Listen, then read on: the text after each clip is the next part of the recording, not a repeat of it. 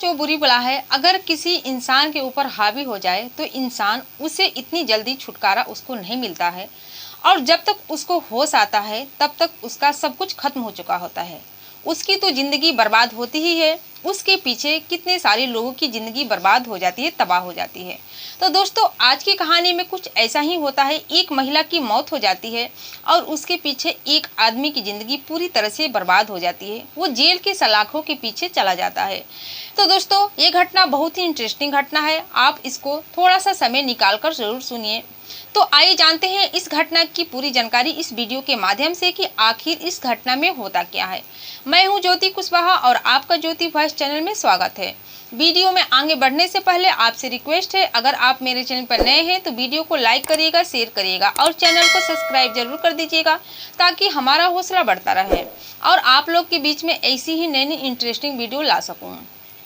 और आप लोग से मेरी यही रिक्वेस्ट है कि जो कोई भी भाई बंधु मेरी वीडियो जहाँ से भी देख रहे हैं अपना नाम और अपने जगह का नाम कमेंट में ज़रूर बताइएगा ताकि मैं भी अपनी आने वाली अगली वीडियो में आप लोग का नाम ले सकूं और मुझे नाम लेने में बेहद ही खुशी हो। तो दोस्तों आज की जो ये सच्ची घटना है, ये घटना है मध्य प्रदेश का। मध्य प्रदेश का एक शहर पड़ता है उज्जैन और इसी उज्जैन का एक थाना पड़ता है माधवनगर। माधवनगर थाने के अंतर्गत एक इलाका आता है फ्रीगंज और इसी फ्रीगंज का इलाके का रहने वाला जिनका नाम रहता है दिलीप शर्मा। दिलीप शर्मा अपनी पत्नी दीपा के साथ रह रहे थे। दिलीप जो थे एक कंपनी में काम कर रहे थे और उनकी पत्नी दीपा साड़ी में पीको फाल लगाने का काम कर रही थी। दोनों पति पत्नी अपना काम कर रहे थे, इसलिए उनकी आर्थिक स्थिति ठीक है थी और उनकी ज़िंदगी में सब कुछ अच्छा हो रहा था, अच्छा चल रहा था। तो दोस्तों मैं बात कर रही हूँ 18 मई सुबह के करीब 8 बजे के आसपास। एक जो जहाँ पर दीपा रह रही थी उसी के बगल में एक घर होता है जिसका नाम जितेंद्र पवार रहता है। वो सुबह के 8 बजे अपनी छत पर जाता है तो देखता है कि दीपा का जो घर है उसी के घर से कुछ जलने की आवाज़ आ रही है, धुआं की आवाज़ आ रही थी। वो जब इस चीज़ को देखता है तो शोर मचाने लगता है। शोर मचाने के बाद काफ़ी लोग इकट्ठा हो जाते हैं और उसी में से किसी ने एक पुलिस को कॉल कर देता है, कोई फायर ब्रिगेड को कॉल कर देता है। पुलिस के साथ साथ फायर ब्रिगेड भी वहाँ पर आ जाती है और आग को तुरंत काबू में कर लिया जाता है। इसके बाद जब आग को काबू में कर लिया जाता है तो पुलिस उसके बारे में छानबीन करने के लिए घर के अंदर जाती है। घर के अंदर जाती है तो देखती है कि इसमें एक महिला की मौत हो चुकी है, जिसकी महिला की उम्र लगभग 24 साल के आसपास होती है। जब उसकी लाश को निकाला जाता है तब पुलिस उसकी लाश की शिनाख्त करती है। शिनाख्त करने के बाद उसमें पुलिस देखती है कि इस महिला को कई जगह धारदार हथियार से मारा गया है। इसके बाद पुलिस समझ जाती है कि महिला की मौत बल्कि आग से नहीं हुई है, इसको किसी धारदार हत्या करने से हुई है। इसके बाद उस लाश का पोस्टमार्टम किया जाता है और उस लाश को पंचनामा करके पोस्टमार्टम के लिए भेज दिया जाता है। और जब उसके मकान मालिक से पूछा जाता है इस घटना के बारे में तो जो मकान मालिक रहता है वो कहता है कि आज से लगभग 3 महीने पहले इनका पति दिलीप कुमार अपनी पत्नी के साथ यहाँ पर रह रहे थे। इनको रहते लगभग 3 महीने हो चुके थे क्योंकि वहाँ पर दीपा का पति दिलीप नहीं मौजूद नहीं होता है। इसके बाद पुलिस दिलीप की बारे में छानबीन करने लगती है कि आखिर वो गया तो गया कहाँ, लेकिन उसका कहीं पता नहीं चलता है। और इसके बाद 3 दिन बाद उसकी छानबीन की जाती है। जब छानबीन की जाती है तो दिलीप को पकड़ा जाता है, पकड़कर थाने लेकर आया जाता है और पूछा जाता है कि तुमने अपनी पत्नी दीपा की हत्या क्यों की। इसके बारे में दोस्तों दिलीप कहता है कि मैंने अपनी पत्नी की हत्या नहीं की। इसके बाद वो एक ऐसी सच्चाई के बारे में पता लगाता है जिससे कि पुलिस भी दंग रह जाती है, हैरान और परेशान हो जाती है। दरअसल वो बताता है कि मैं दीपा का पति नहीं हूँ बल्कि उसका प्रेमी हूँ और लगभग 5 साल से हम लोग रिलेशनशिप में रह रहे थे, एक साथ रह रहे थे। जब पुलिस इस बात को सुनती है तो सुनकर हैरान और परेशान हो जाती है। इसके बाद दिलीप बताता है कि मैं ही नहीं, दीपा का बहुत सारे प्रेमी थे, बहुत सारा फ्रेंड था। मैं सब लोगों को तो नहीं जानता हूँ, लेकिन एक आदमी का नाम बताता है जो कि उससे दीपा के ही एक बगल के एक गांव में रहने वाला था, गांव का रहने वाला था, जिसका नाम धर्मेंद्र गहलोत होता है। उसकी उम्र भी लगभग 24 साल के आसपास होती है। इसके बाद पुलिस जब यह बयान देता है दिलीप कुमार, तो धर्मेंद्र गहलोत की छानबीन करने लगती है और उसके घर पहुंचती है। जब उसके घर पहुंचती है तो धर्मेंद्र गहलोत जो रहता है वो पकड़ा जाता है और पुलिस देखती है कि उसके हाथों में कुछ कटा का निशान है और अपने हाथों में पट्टी बांधा हुआ है। दरअसल पुलिस इसके बारे में पूछताछ नहीं करती है और धर्मेंद्र गहलोत को पकड़कर थाने लाती है और थाने लाने के बाद उससे पूछताछ करने लगती है। पहले तो ये किसी को कुछ बताता नहीं है। इसके बाद पुलिस जब अपनी तरीके से पूछताछ करती है तो पूरा सब सच सच बता देता है और जो कुछ भी सच्चाई बताता है पुलिस वाले सुनकर हैरान और परेशान हो जाते हैं। दरअसल जो धर्मेंद्र रहता है वो बताता है दीपा रूप से उज्जैन शहर के जेल रोड की रहने वाली होती है। दीपा के परिवार में उसके 2 छोटे भाई रहते हैं, उसके माता पिता और दीपा भले ही गरीब परिवार से बिलोंग करती थी लेकिन वो बेहद खूबसूरत रहती है।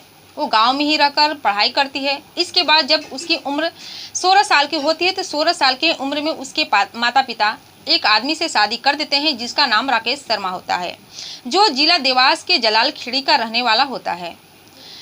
राकेश शर्मा अपनी पत्नी दीपा को पाकर बेहद ही खुश हो जाता है। वो उसकी खूबसूरती से इतना ज़्यादा खुश रहता है कि घर में ही दिन रात रहता था, कहीं कमाने के लिए बाहर नहीं जाता था। ऐसे ही वक्त बीतता जाता है। लगभग 5 साल का समय बीत जाता है और जब बीत जाता है तो उसके माता पिता उसके ऊपर दबाव डालने लगते हैं कि तुम कुछ बाहर जाकर कमाओ, कुछ काम धंधा करो।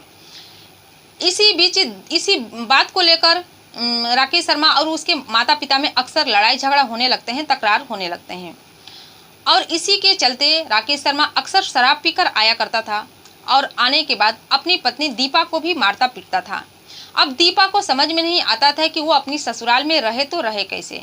ऐसे ही वक्त बीत जाता है और 5 साल का और समय बीत जाता है।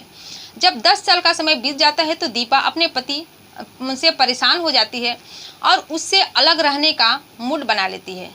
इसके बाद एक दिन उससे अलग हो जाती है, वो अपने पति को छोड़कर अपने मायके चली जाती है और जब वहाँ पर जाती है तो जाने के बाद उसके माता पिता तो पहले से ही गरीब थे। वो अपने माता पिता के ऊपर बोझ बनना नहीं चाहती हैं और पास के ही एक दुकान में पीको फाल लगाने का काम करने लगती है और जब पीको फाल लगाने का काम करने तो उसका धंधा अच्छा खासा चलने लगता है और वो बेहद खूबसूरत तो रहती ही है। जब आसपास के लोगों को पता चलता है कि ये अपने पति को छोड़ चुकी है तो उसके ऊपर नजरें गड़ाने लगते हैं, लेकिन दीपा उन लोगों को कोई भाव नहीं देती है। वो अक्सर ऐसा मर्द ढूंढा करती थी जो कि उसे शारीरिक सुख के साथ साथ उसका खर्चा भी उठा सके। एक दिन उसी के दुकान में एक दिलीप शर्मा नाम का आदमी आता है जिससे कि उससे मुलाकात होती है। दिलीप दीपा को देखता है तो देखता ही रह जाता है। दोनों के बीच दोस्ती होती है। दोस्ती होने के बाद दोनों में प्यार हो जाता है। दरअसल जो दिलीप शर्मा था वो शादीशुदा ही नहीं, वो 2 बच्चों का पिता था। उसका फैमिली गांव में रहता था और वो वहाँ पर जन शहर में रहकर काम कर रहा था, कमा रहा था। इसके बाद जब दोनों में प्यार हो जाता है तो दोनों संबंध भी बनाने लगते हैं, एक साथ रिलेशनशिप में रहने लगते हैं और माधव नगर में एक किराए का कमरा लेते हैं और उसी में रहने लगते हैं। ऐसे ही वक्त बीत जाता है। 5 साल का समय और बीत जाता है। अब इधर जो दिलीप शर्मा था वो दीपा से थोड़ी अटैचमेंट कम कर लेता है, उससे कम मिलने जुलने लगता है क्योंकि उससे मन भर गया था, लेकिन वो अपने वादे से नहीं मुकरता है, उसका खर्चा पूरी तरह से चलाता है। इधर जो दीपा थी 16 साल की ही उम्र में उसकी शादी हो चुकी थी। उसे सेक्स की ऐसी लत लगी थी कि वो एक दिन बिना आदमी के नहीं रह सकती थी। जब देखती है कि दिलीप उससे दूरियां बना लेता है तो बहुत ही परेशान रहने लगी थी। उसे समझ में नहीं आ रहा था कि क्या करे।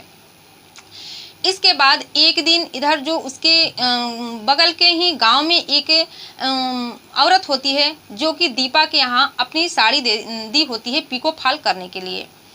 इसके बाद वो अपने पति को भेजती है उस साड़ी को लाने के लिए। उसका पति का नाम रहता है धर्मेंद्र गहलोत। जब वो धर्मेंद्र वहाँ पर जाता है, दीपा की दुकान पर जाता है तो दीपा को देखता है तो देखता ही रह जाता है। जब दीपा देखती है कि वो उसे देख रहा है तो उसकी नज़रों से ही भाग जाती है कि मेरे साथ क्या चाहता है। अब तो किसी न किसी बहाने हमेशा धर्मेंद्र दीपा की दुकान पर आ जाने लगता था और उससे बातें करता था। दोनों अपना अपना कॉन्टैक्ट नंबर दोनों एक दूसरे के से शेयर किए थे। बातें करते करते दोनों में प्यार हो जाता है। दोनों नज़दीकियाँ बढ़ाने लगते हैं और दोनों एक साथ संबंध भी बना लेते हैं। ये सिलसिला लगभग कुछ दिनों तक चलता है। तो ये जो धर्मेंद्र था वो जानता था कि दीपा शादीशुदा है। एक दिन उसके पति के बारे में उससे पूछ बैठता है, तो अपने पति का नाम दिलीप शर्मा बताती है। जब दिलीप शर्मा बताती है तो धर्मेंद्र दिलीप शर्मा की बारे में जानकारी जुटाने की कोशिश करता है। जब उसके बारे में जानकारी जुटाता है तो उसे पता चलता है कि दिलीप शर्मा उसका पति नहीं बल्कि उसका प्रेमी है। इसके बाद वो उससे कुछ बोलता नहीं है और दिलीप शर्मा से दोस्ती बढ़ा लेता है। और जब दिलीप शर्मा को भी पता चलता है कि धर्मेंद्र गहलोत प्रेमी दीपा का प्रेमी है, तो वो भी इसका कोई विरोध नहीं करता है। दोनों एक दूसरे से दोस्ती कर लेते हैं और दोस्ती करने के बाद अब दीपा दोनों को एक साथ टाइम दिया करती थी और दोनों दीपा के खर्चे उठाया करते थे। एक से ही कुछ दिन, कुछ समय, कुछ महीने का वक्त बीत जाता है। धीरे धीरे धर्मेंद्र का भी दीपा से मन भर जाता है। वो भी दीपा से थोड़ा बहुत अटैचमेंट कम कर लेता है, उससे अलग रहने लगता है। लेकिन इधर दीपा सेक्स की इतनी आदी हो चुकी थी कि उसको वो हर एक दिन किसी न किसी नए मर्द की तलाश थी। एक दिन वो किसी और लड़की के साथ उसका प्रेमी जुड़ जाता है, उसके साथ संबंध बना लेती है। उसके एक दो नहीं बल्कि कई कई प्रेमी हो जाते हैं। लेकिन ये बात नहीं धर्मेंद्र को पता चलती है और न ही दिलीप को पता चलती है। घटना के एक सप्ताह पहले जो धर्मेंद्र गहलोत था, उसकी पत्नी की एक डिलीवरी हुई थी, उसकी एक बच्ची हुई थी, जो कि अपनी पत्नी के पास नहीं जा पाता है। फिर एक दिन दीपा को फ़ोन करता है और कहता है कि मैं तुमसे मिलना चाहता हूँ। पहले तो दीपा मना कर देती है, लेकिन धर्मेंद्र को बार बार रिक्वेस्ट करने पर वो मान जाती है। इसके बाद वो दीपा के घर जाता है और उसको लेकर मार्केट जाता है। मार्केट में जाने के बाद कुछ से शराब की बोतल लेता है और कुछ मांस लेता है। इसके बाद उसी मार्केट में दीपा का मोबाइल पर फ़ोन आ जाता है। कोई कहता है उससे मिलने के लिए, तो दीपा धर्मेंद्र के सामने ही कहती है कि अभी मेरा पति मेरे साथ है, मैं अभी नहीं मिल सकती। इसके बाद जब धर्मेंद्र ये बात सुनता है तो सोचता है कि हो सके तो ये दिलीप होगा, लेकिन उससे बिना बताए दिलीप को कॉल करता है और कहता है कि क्या तुमने दीपा के मोबाइल पर फ़ोन किया था? तो दिलीप साफ साफ मना कर देता है कि मैंने तो उसके मिलने की कोई बात नहीं कही थी। इसके बाद धर्मेंद्र का माथा ठनक जाता है। वो जान जाता है, समझ जाता है कि दीपा का किसी और गैर मर्द के साथ संबंध है। इसी बात को लेकर दोनों में कहासुनी होने लगती है और कहासुनी इतनी ज़्यादा हो जाती है कि दोनों में लड़ाई हो जाती है। इसके बाद धर्मेंद्र गुस्सा होकर अपने घर चला आता है और जब घर चला आता है तो रात के लगभग 11 बजे का समय होता है। फिर भी उसका मन नहीं मानता है। फिर वो दीपा के रूम पर जाता है, दीपा के कमरे के अंदर जाता है। कमरे के अंदर जाता है तो उसे पता चलता है कि दीपा जो अपने पैसे से मांस और शराब खरीदा था, वो दीपा अपनी किसी दूसरे प्रेमी के साथ खा पी कर ख़त्म कर दी है।